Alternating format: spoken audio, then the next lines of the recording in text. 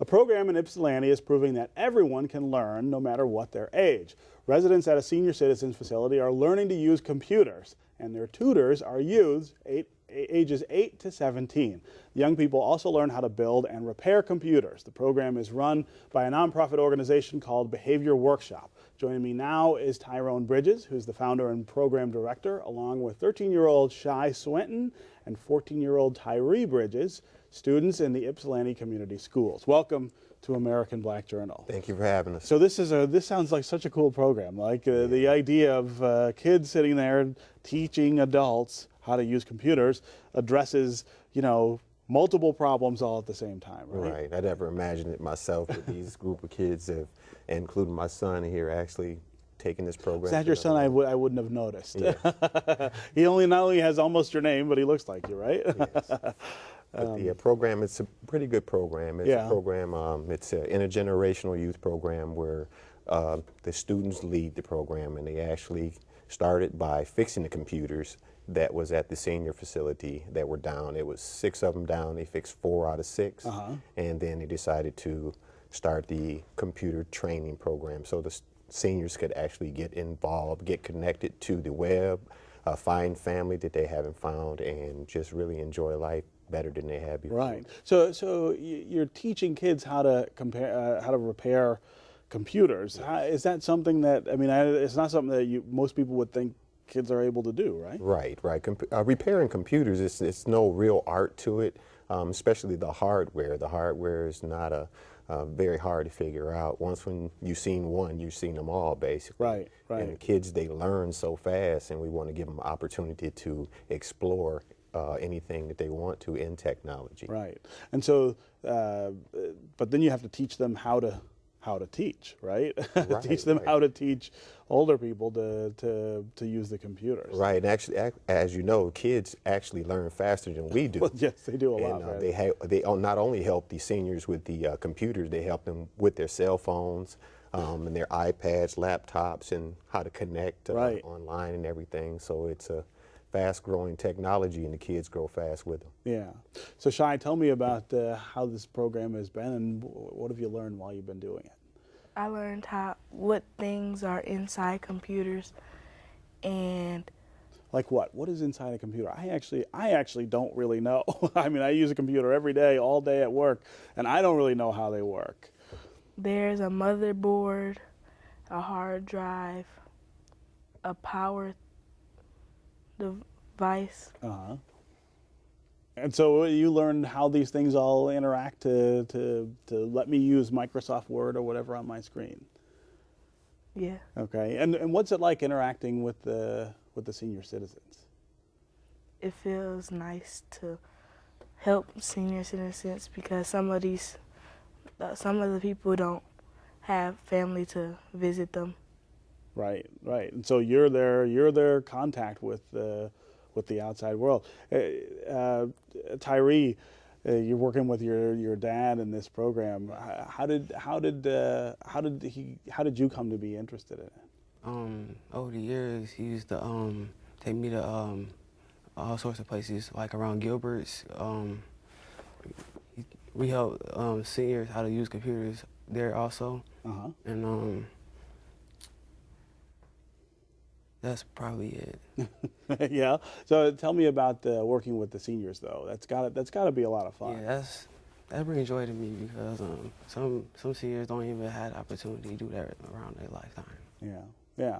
And here we're sort of bridging that digital divide. I mean, you see that very pronounced with the senior citizen population. A lot of them don't have access. I know that from my own mother, who's 70 years old. We bought her an iPad for her 70th birthday last year, and there's a lot of interaction that you just need to get her to use it. Right, and a lot of our newspapers and everything has been cut out, so a lot of seniors don't have a way, and also low-income families, they don't even have a way of finding out what's going on in the news. Say if there's a federal program that was available to help low-income families, senior citizens, and disabled residents, the public wouldn't really know, or the seniors, like in the senior facility, they would never know because they don't have that access to technology like most people would. Right. So that right there is like our biggest concerns, getting the information to them that they need. Right. And for the kids, this is part of their, this is not part of the curriculum in the school. No. But maybe it should be, right? Right. This program, like I said, it came about by them.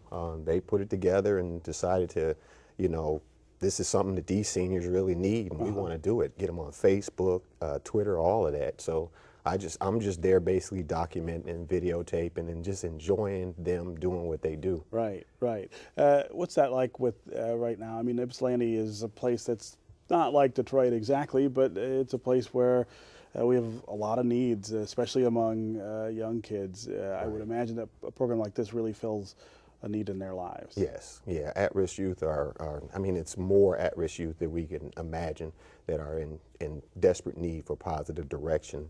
The kids in our streets, in our community, a lot of them aren't doing the positive things versus the kids here in this C.A.P.S program.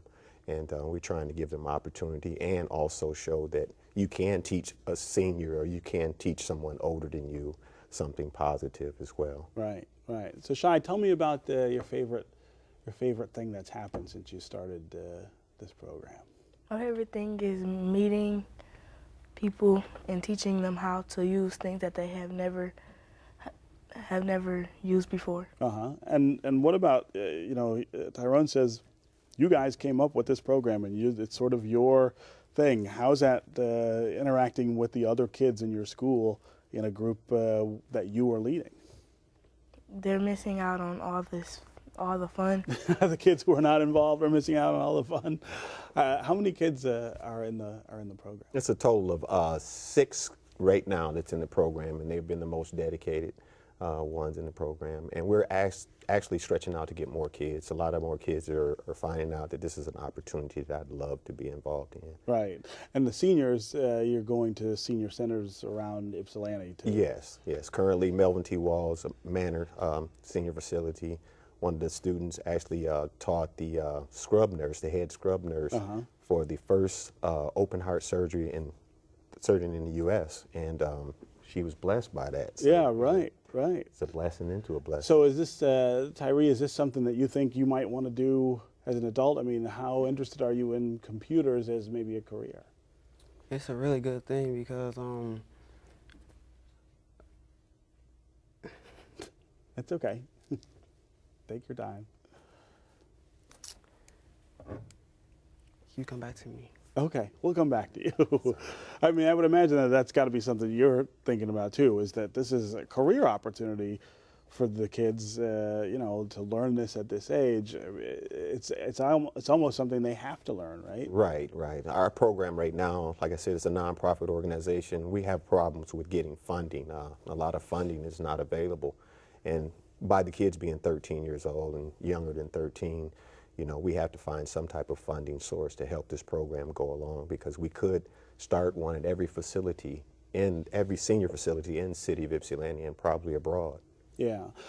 Where does the funding for this come from? We have had some funding from the Ann Arbor Area Community Foundation, Walmart, Sam's Club, Myers. Also, we have had donations given to us by Finesse and Company, which done Shai's hair. Okay. And also a lot of the local businesses, Hobbs and Ypsilanti, they provide us meals, Sidetracks, Happy's Pizza on Washtenaw in Ypsilanti, Domino's Pizza, and also Full House. A lot of people providing us meals and things like that, but we do need funding to run a program like this and have more beautiful kids that can actually. Right. Well, and you need equipment to work on, Yes. and to show the seniors on, and things like that too. Right. Where does the equipment come from now? Well, actually, we have seniors actually bringing equipment into us, parts from computers.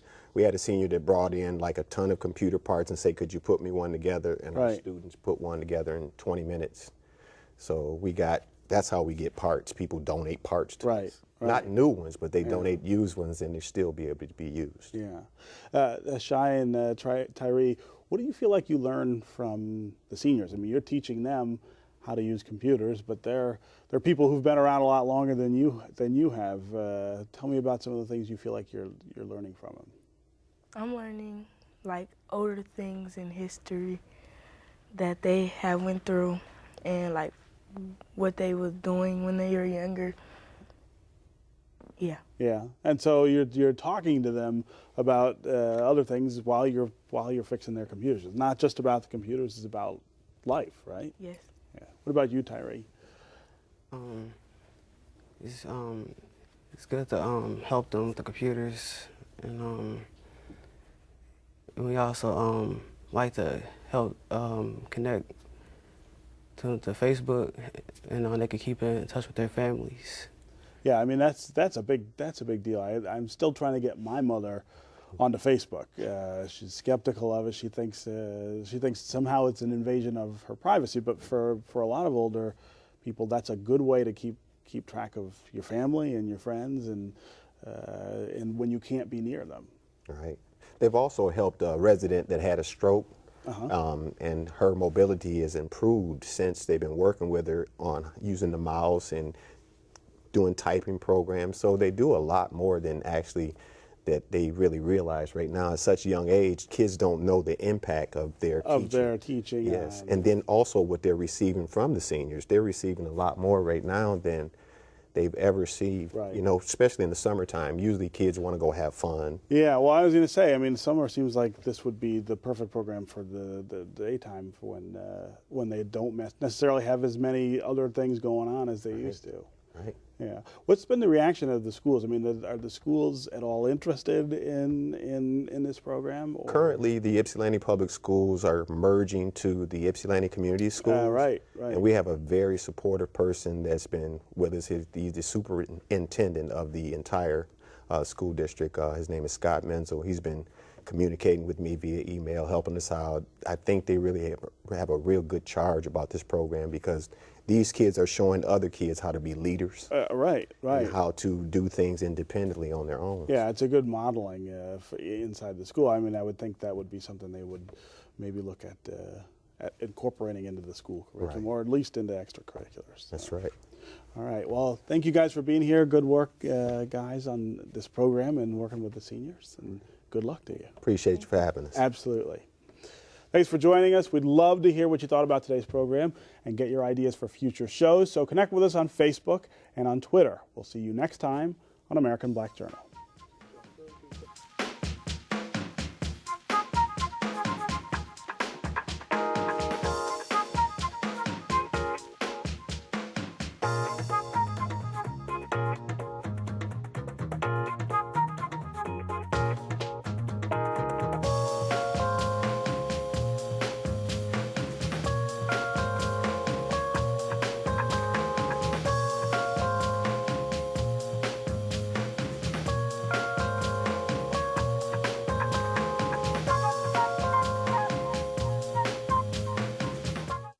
Lindsay wants to know. So I'm curious, what's DTE Energy doing to improve their customer service? Why don't we take a ride over there and let Rachel tell us? Hello. Hello. Take a walk with me. Here at DTE Energy, we're working very hard to improve our service, like answering every call under 1 minute and resolving the issue on the first call. Wow, no passing the buck, huh? Nope. And plus, we're adding over 100 customer service jobs right here in the state of Michigan. I need to get a real job. I'm going to send your application. Thanks, Rachel. DTE Energy. Know your own power.